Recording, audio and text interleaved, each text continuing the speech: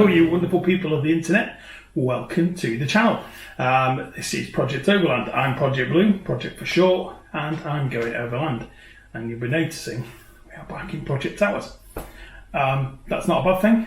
That's because winter's drawing in, and it gets dark up there, and it's not arrived. So progress. Fantastic. So progress at a pace now, and I shall explain all in a moment. So here's what's coming up though in this episode.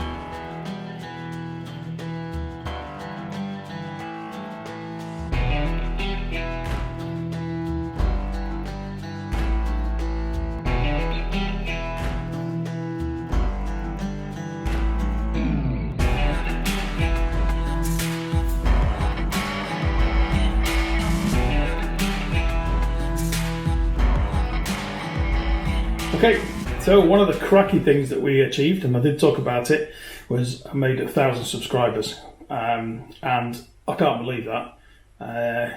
And so I did say I was going to give away a prize, so here it is coming up. So this is basically for all subscribers, and I would love to make this worldwide, but I'll probably be shooting myself in the foot.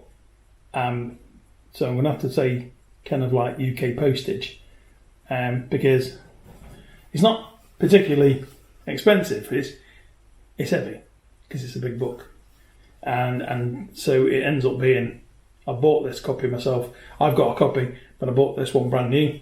So for people for the price, because it's a really useful book. So I read this from cover to cover, and there's another one out there as well which I read, so that you understand what you'll be doing. So those people that are following me that want to do their own build, if you want to, or if you're interested, or you want to give this as a present to somebody and you're a subscriber, just pop your name in the comments. Just pop a comment in that you're a subscriber, just saying book, and I will pick one at random. No silly competition on this one. There's no kind of like begging letters or anything like that needed. You just put book and I will pick one at random and send it to you. So that's it. That's the present. That's the prize. Present. What am I like? There you go. So cool. What? So a totally practical and useful one, as opposed to a partly used baseball cap, which is what I gave away before. So there we go. So that's that one. Tea. Right. Water tanks. So, in my infinite wisdom, I'm just looking at water tanks, thinking water tanks, there's loads of them. Turns out there are, but there's a limited range in certain sizes. And when you limit yourself down because you've drawn all your stuff out, potentially you limit yourself in terms of the choice of water tank. It's not really a problem. Just to give you an idea though, you've gone from maybe £300-400 for a water tank, and it's like a couple of weeks lead time because it's off the shelf or they've got stock of them, to 6 to 10 weeks lead time because it has to be custom made. And the price goes up to £1,000. Exactly. And then you get clever and you go, oh, I think I'll have a bigger water tank, because I'm going to have a custom made one. I'll have a custom made one that gets loads of water in. And then you sort of draw it out for them and they come back to you and say it's £2,500, and you're like, oh. Yeah, and that would have been the most expensive thing on the whole truck, I think, at £2,500. So I had to think again. So anyway, I've bit the bullet. I've ordered a tank, and should give me 360-ish litres, 350 to be on the safe side, which is pretty good. It's not as big as I wanted it, but at the same time, it's only me. So you can always add a tank. Should it prove to be not enough water, but I don't think that's going to be a problem. So that's where I'm at with water tanks. So my tip to you is, if you're following me and you're doing this sort of similar build, if you don't want to be splashing loads of money out on a water tank, get one that's off the shelf and get your measurements and get a tank that's going to fit that, and then worry about what your furniture is going around afterwards. The downside to that is, of course, your water tank then dictates potentially your seating area, which is what I didn't want to do. So there you go. However, should you be looking to get this, it will tell you. So, in fairness, I probably did read that and then promptly forgot it. So, that's my own fault.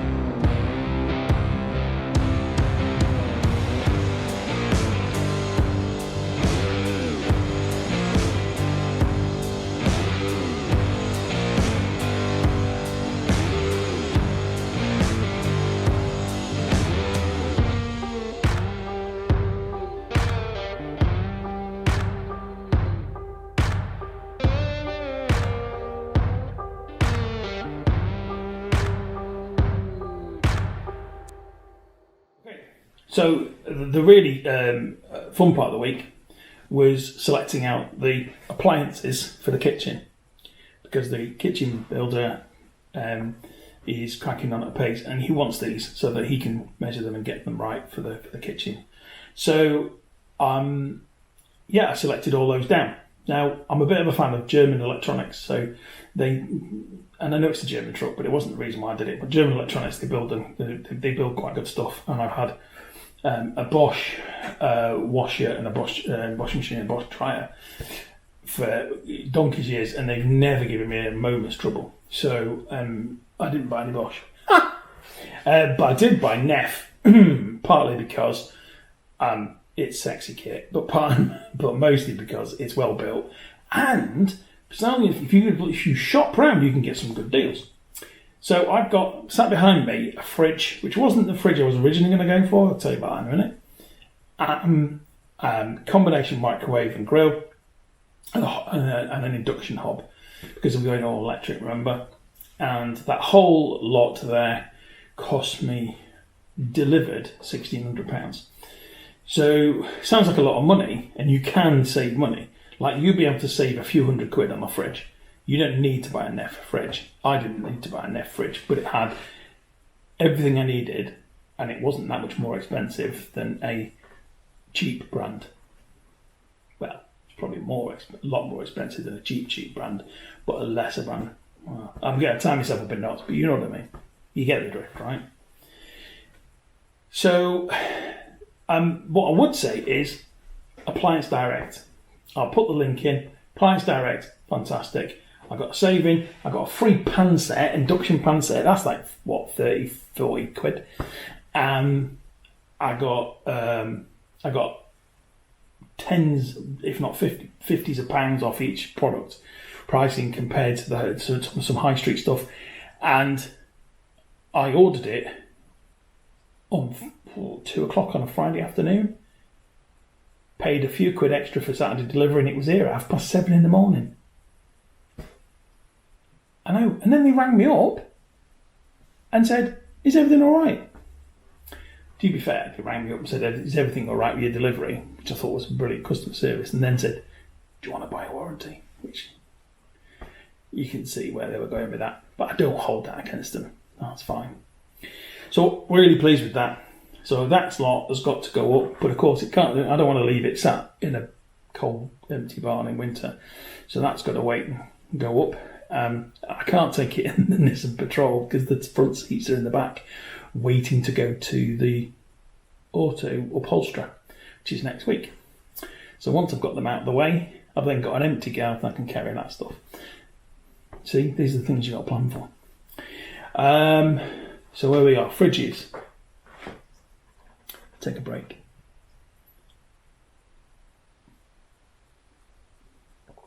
Continuity there. Fridges. So originally, I was looking at a Vitra Frigo, which is Italian, and they make some just beautiful stainless steel drawer type, international sign language for drawer. And I was going to go for those. There's a shortage of those because there's some parts that they can't get hold of, so nobody can get them. And they're like £2,000. I know. So £2,000 for a fridge versus a Neff fridge. Now this is a Neff, right? It's not a cheap brand. 400 quid. It's not a drawer type. It hasn't got a locking handle. But it has got an ice box, so I can put my ice cubes for my drinks and my chips. Okay? I know what you're thinking. You should just stick to the ice cubes, leave the chips alone. But that's my little thing. Leave me alone. So that's where we're at. I didn't get a Vitra Frigo. I got a domestic fridge. Now there's a thought process behind it, which is, should you be in you know, far away from home, far away from anywhere else, and your fridge packs up, number one, Boco domestic fridge can be fixed a lot easier. Number two, worst case scenario, take it out, throw it in the scrapyard, buy another one, put it in. Most fridges, standard shape, goes in. So there is that to be thought about. You're not going to throw away a £2,000 fridge, are you? You're going to get someone out and it's going to cost you a fortune. So I'm going to show you these because I think I found it interesting. So look, after fitting these, I decided that they were stuck up. So if you look at these carefully, here, you'll see they stick proud of the roof rack, so they're a bit exposed. And here I've reversed them. The downside being the Fresnel lens that clips on to the spots is with the name on it. It isn't reversible, so you can't put them on upside down like that. So I don't think it'll affect the beam pattern, or if it does, I'll just have to adjust it. But now we'll go see what it looks like from the front, eh? So there we go. That's what it looks like now. You can see, obviously the right hand ones have lowered into the reverse position, and there's that. So let's just pick you up and move you backwards so you can see from a distance. I think I know which ones I prefer. So I'll tell you what we're going to do. I'm going to leave them like that and we'll let you vote. Put your comments in the box below and tell me which way around do you think it looks better. So, right, yeah, put your comments in. Let's see what you think. So I switched the spotlights over and I went from the small 5-inch to the 7-inch Bush Ranger 4x4 Nighthawks. That's from Australia. Those big mammoth things that I've shown you. So I created those, and they are lovely. They're proper things. I haven't wired them up yet, so I can't show you how bright they are. I did do a bit of a test where I tried to do them, and I'll pop it on, but I want to do a proper filming of it because the cameras that I've got can't pick up the difference in those two lights. So I was kind of like doing a difference. What's the difference between a £70 plus VAT light and a £280 plus VAT light? And the answer is blindingly obvious. You see what I did there? Oh, God, I hate myself sometimes. Anyway, I did that. And I was dead proud of myself because I got up on the cupola, the hatch, and got onto the roof. And that's fine. And then I realised how high up I was. And I thought, oh, I'm going to struggle getting down from here. But I did. So that's okay. I'm not dead. And I'm not dying of starvation, stuck up on the roof in the middle of nowhere with nobody to hear me cry for help. So that's okay. So that's it. Thanks for watching on this episode. I really appreciate you tuning in. And if you like what you see, please like and subscribe. It helps the metrics, and I really do appreciate it. And we'll catch you all next time for the next update. Look after yourself. If you've got any questions, by the way, do ask them. Yeah, pop them in the comments, and I will try and answer them. Do like that interaction. So yeah, till then, thanks a lot. Take care. Bye bye.